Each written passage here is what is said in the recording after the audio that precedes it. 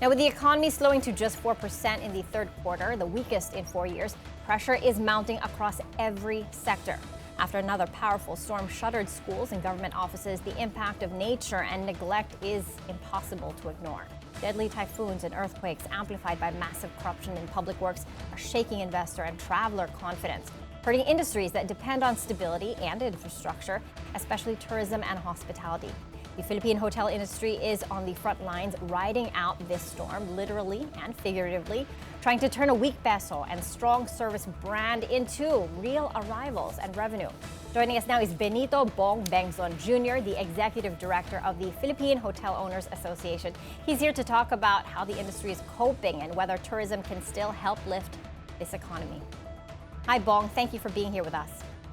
Hi, Mikey. Thank you for having me in your program. Yeah, Bong, it's going to be interesting to hear from you. You worked a lot with the DOT. You were a career DOT official before you joined the Philippine Hotel Owners Association.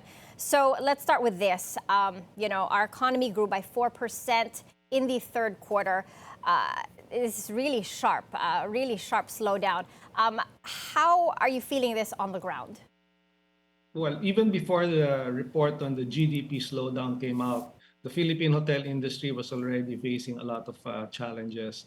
Our numbers are still down compared to pre-pandemic levels.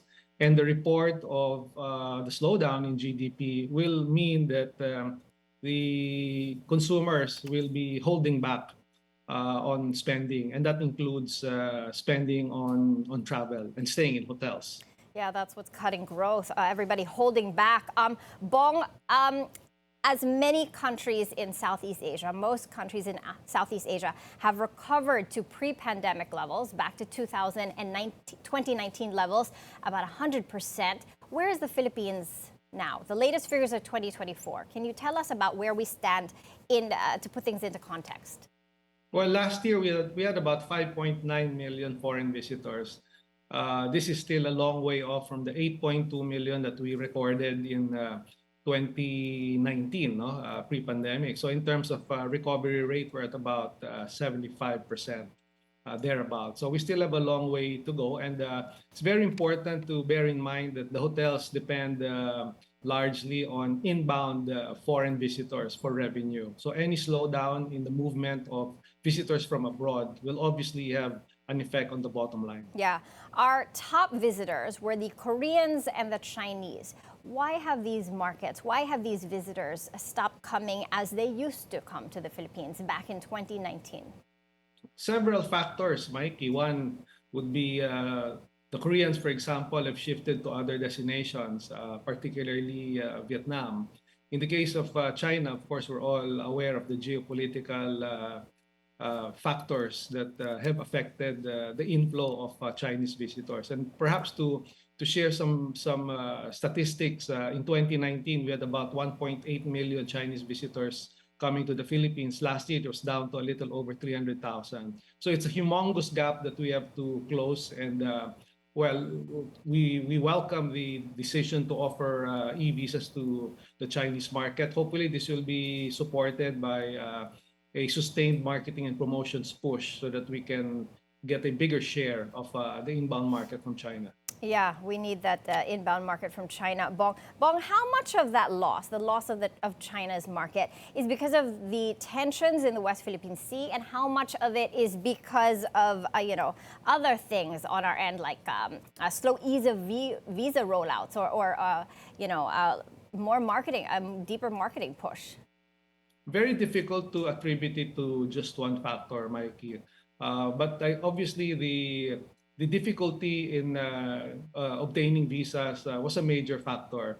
I think we also have to consider that overall there was a slowdown in outbound traffic from China, and there was also a shift, in terms of preferred destinations.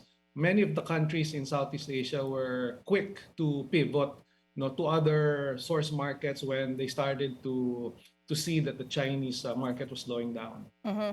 Bong, I also wanted to ask you, the earthquakes, the typhoons, the natural disasters are, there's nothing new in it. It's not just us that experiences these things. But what is unique to us seems to be the massive corruption in government. How deeply has this affected your sector? Well, we're experiencing a perfect storm, no, Mikey, no pun intended. You have a series of natural disasters that have affected many of our um, popular tourist destinations. We have the corruption scandal, which has affected the image of the country. So all these developments certainly are not helping any. And this has put a lot of pressure on both the government and the private sector, no, to work even more closely so that we can remain competitive and remain top of mind for overseas travelers. Yeah, the private sector is the biggest stakeholder when it comes to investments in tourism, Bong. But do you think Malacanang is doing enough at this junction to help this sector recover to the pre-pandemic levels? We're so far off from the 2019 peak of about 8.2 million.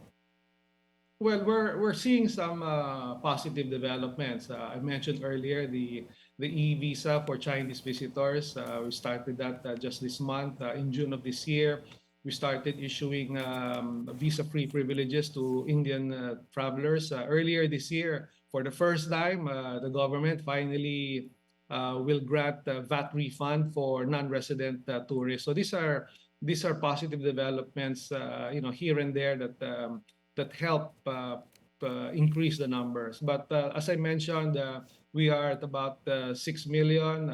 Our all-time high was 8.2 million, and we still have a long way to go. Yeah. Bong, lastly, what is your outlook for this sector as we head into 2026? Well, we remain cautiously optimistic. No? I'm not about to throw in some numbers for 2026, but because obviously it's very difficult to come up with any numbers for next year if we don't have an indication of what the year-end figures for 2025 might be. Okay, and what's the biggest hurdle that the government needs to tackle right now to help, increase those numbers for 2026? Infrastructure, connectivity, and marketing.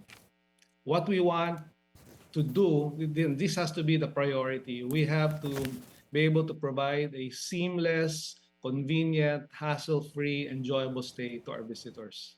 Yeah, okay, everybody wants a good experience when they travel. All right, thank you so much, Bong Bengzon. Thank you, Mikey.